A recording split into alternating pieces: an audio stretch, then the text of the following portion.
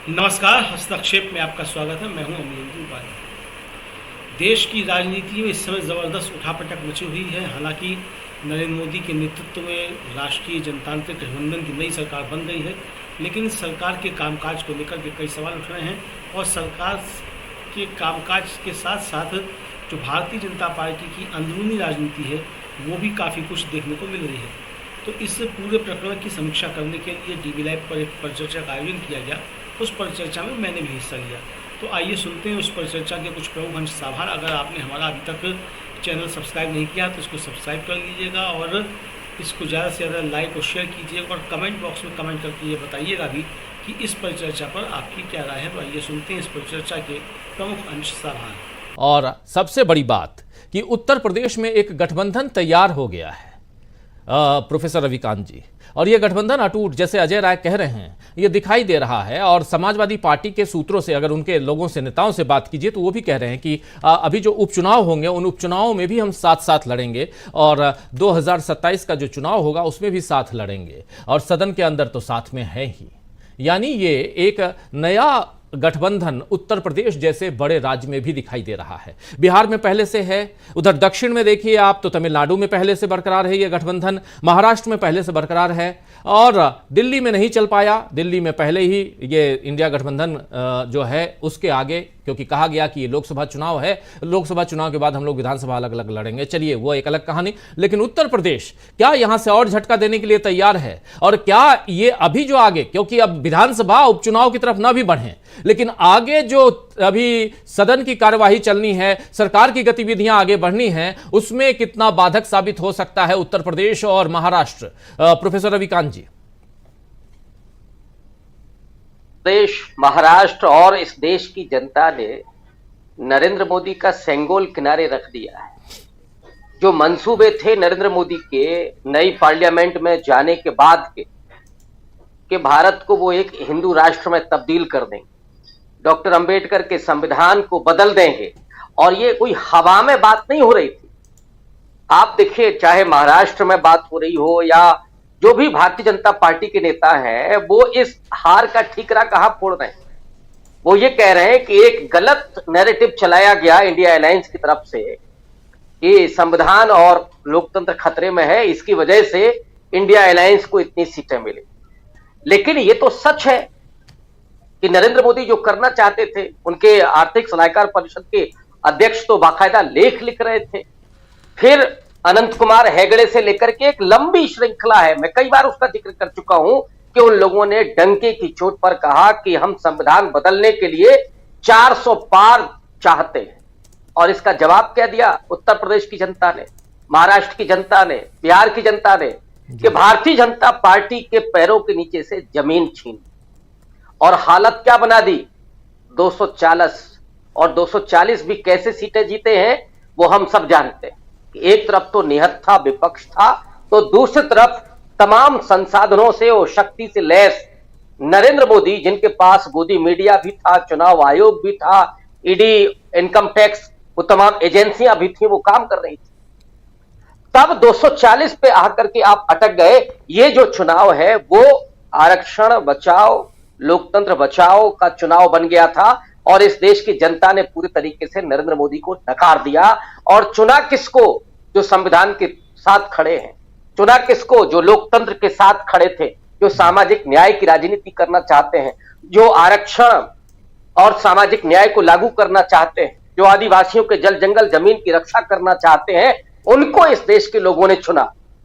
तो ये जो लड़ाई है सांकेतिक नहीं है, सीधे तौर पर संसद से लेकर के सड़क की लड़ाई बनने जा रही है। अब विपक्ष उस तरह से कमजोर भी नहीं। संसद में चाहे स्पीकर का मामला हो या डिप्टी स्पीकर का, या सड़क पर चाहे नीट का सवाल हो या फिर कश्मीर में बढ़ते हुए आतंकवादियों का, या जो चुनाव के दरमियान हुआ था जहां सेंसेक्स पहुंचा था वहां भी जो खेल हो रहा था, ये तमाम मुद्दे कि जहां शपथ ग्रहण हो रहा था और अंबानी अडानी दूसरी कतार में बैठे हुए थे और इस देश का जो सेना अध्यक्ष था वो चौथी, पांचवी, आठवीं कतार में बैठा हुआ था, ये तमाम सवाल सामने आएंगे। और उत्तर प्रदेश में तो एक बड़ा मजबूत गठबंधन बन गया है।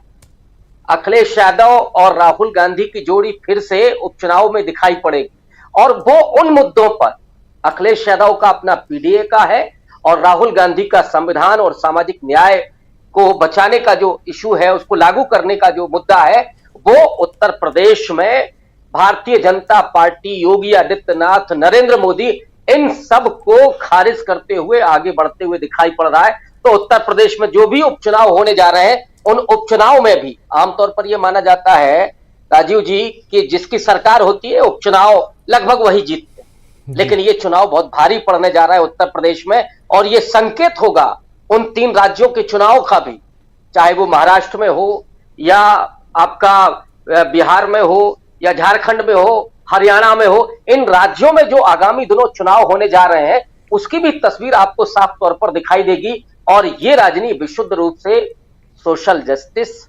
संविधान और लोकतंत्र जैसा, धर्मनिरपेक्षता जिस तरह का संविधान है, उसी पर ये लड़ाई केंद्रित हो गई है। और इसमें मुझे लगता है कि भारतीय जनता पार्टी मुश्किल में फंसी हुई है, और इसी लड़ाई तो अब आरएसएस, बीजेपी के बीच भी दिखाई दे रही है। नरेंद्र मोदी और योगी आदित्यनाथ के बीच भी तलवारें खिंची हुई हैं। वो अपने घर में कैसे मुकाबला करेंगे, तब सामने लड़ेंगे। और सामने 2 मजबूत स्तंभ उत्तर प्रदेश में, और पूरे आप महाराष्ट्र में जाइएगा तो वहां महाविकास आघाड़ी पूरे आत्मविश्वास के साथ खड़ी हुई है। और इसलिए मुझे लगता है कि नरेंद्र मोदी के लिए डगर अब आसान नहीं है, बहुत मुश्किल होने जा रही है। संसद हैं क्या, कहां इंडिया गठबंधन को फंसे हुए देखते हैं? देखिए राजीव जी, इस चुनाव के नतीजों का एक करिश्मा ये है कि जिसने चुनाव जीत करके सरकार बनाई है वो डिप्रेशन में है, और जो विपक्ष में बैठा हुआ है वो आत्मविश्वास से भरा हुआ है। इस चुनाव नतीजों ने ये भी बता दिया है कि नरेंद्र मोदी अपराजेय नहीं है, और मुद्दों के आधार पर चुनाव भी हो सकता है और नरेंद्र मोदी को हराया भी जा सकता है। ये जो साइकोलॉजी पिछले 10 साल में बनाई गई थी कि साहब 50 साल तक हम रहेंगे, 2050 का पूरा एजेंडा तैयार किया जा रहा था, कितने साल में हम विश्व की तीसरी इकोनॉमी बनेंगे, कब विकसित भारत बनेंगे, ये सारा जो प्रोपेगेंडा रचा गया था, उस प्रोपेगेंडा को इस चुनाव ने पूरी तरीके से धराशायी कर दिया है। जी। आने वाले दौर में चाहे इलेक्शन हो या राजनीति, संसद में हो या फिर सड़क पर, बुनियादी मुद्दों पर ही होगी, और जनता उसी को रिस्पॉन्स करेगी जो उनके सवालों को उठाएंगे, फिर चाहे वो संसद में उठा रहे हो या सड़क पर उठा रहे हो। इस चुनाव का एक हासिल ये भी है कि एक तरफ तो गोदी मीडिया का पूरा नैरेटिव था, पूरा छद्म था, उसके सामने एक डिजिटल प्लेटफॉर्म थे, सोशल मीडिया था, और उसने जिस तरीके से सरकार को एक्सपोज किया और जो विपक्ष था उसके विपक्ष के एजेंडे को सामने रखा, लोगों के सामने केवल परिस्थितियां कर दी, और उससे लोगों ने जो तय किया, अपने हित में जो वोट दिया, वो ये बताता है कि आने वाले वक्त में भी राजनीति मुद्दों पर होने जा रही। अब जो चीज मुझे कमी दिखती है, जिस तरफ गर्ग साहब ने भी इशारा किया, कि राहुल गांधी की अपनी जो राजनीति है, विशुद्ध रूप से एजेंडे की राजनीति है, वो जिन मुद्दों पर राजनीति करते रहे हैं, मैं तो नतीजों के बाद देख रहा था, पहली प्रेस कॉन्फ्रेंस में भी राहुल गांधी के हाथ में संविधान था। वो बताता है कि वो अपनी जगह पर अड़े रहेंगे, लेकिन जो होप है इस समय लोगों की, वो रोजगार की तो है ही, वो नौकरियों की तो है ही। इसके अलावा सबसे बड़ा सवाल अगर मैं उत्तर प्रदेश को ध्यान में रख करके करूं तो वो है प्रतिनिधित्व का। वो आप अति पिछड़ा समाज से, दलितों के बीच से, पसमानदा मुस्लिम समाज से आप अगर लीडरशिप निकाल करके ले आते हैं, तो कांग्रेस पार्टी जो अभी 6 सीटों पर पहुंची है, मुझे लगता है कि आने वाले वक्त में उसे एक बड़ी सफलता मिल सकती है, क्योंकि जो उम्मीदें हैं वो मैं देख रहा हूं कि राहुल गांधी से लोगों को है, कांग्रेस पार्टी से लोगों को है। ये चीजें विपक्ष को मजबूत करेंगी, और अब लोग चाहते हैं कि नरेंद्र मोदी को पूरी तरीके से एक्सपोज किया जाए, संसद में उनको घेरा जाए। अंबानी और अडानी के जो सवाल हैं वो आप देखिए कितना लोग देखते हैं। तो ये जो बुनियादी मुद्दे हैं, उन बुनियादी मुद्दों पर ही मुझे लगता है राजनीति होने जा रही है। इंडिया अलायंस की कुछ कमियां हैं, इसमें कोई दो राय नहीं है। उन कमियों को अगर वो दुरुस्त करते हैं, एक तो एकजुटता दिखानी होगी, आपको लगातार ये मैसेज देना होगा कि वो इन सवालों पर, जैसे नीट का सवाल है, यूथ कांग्रेस ने उस पर प्रदर्शन किया है, लेकिन जाहिर तौर पर चूंकि गोदी मीडिया में नहीं दिख रहा है तो हम लोगों तक भी वो नहीं पहुंच रहा है।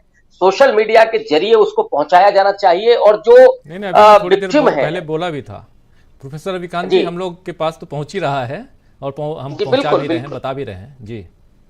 और जैसे प्रियंका गांधी ने यहाँ लखनऊ की एक लड़की है उसका वीडियो शेयर किया था, तो इसमें थोड़ी सी और तेजी दिखानी होगी। और वो जो संकोच है जो पहले जिस तरह के रहे हैं कि अब आपको किसी मुद्दे पर नहीं बोलना है या बहुत तौल करके बोलना है, कहीं ये मिसफायर ना कर जाए। मुझे लगता है कि अगर आप सीधे तौर पर दलितों, पिछड़ों, आदिवासियों की राजनीति कर रहे हैं, अगर आप नौकरियों की बात कर रहे हैं, तो फिर खुल करके आपको करनी होगी। जैसे चुनाव के दरमियान किया था उसी तरह की शिद्दत और उसी तरह का संघर्ष आपको दिखाना पड़ेगा।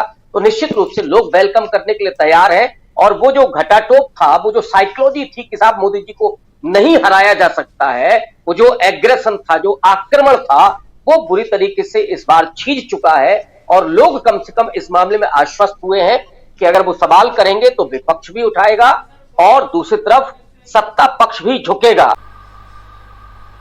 आशा है ये वीडियो आपको पसंद आया होगा। इसको ज़्यादा से ज़्यादा शेयर करें, लाइक करें, सब्सक्राइब करें चैनल को, फेसबुक पेज को फॉलो करें और ज़्यादा से ज़्यादा इसको सब्सक्राइब करें।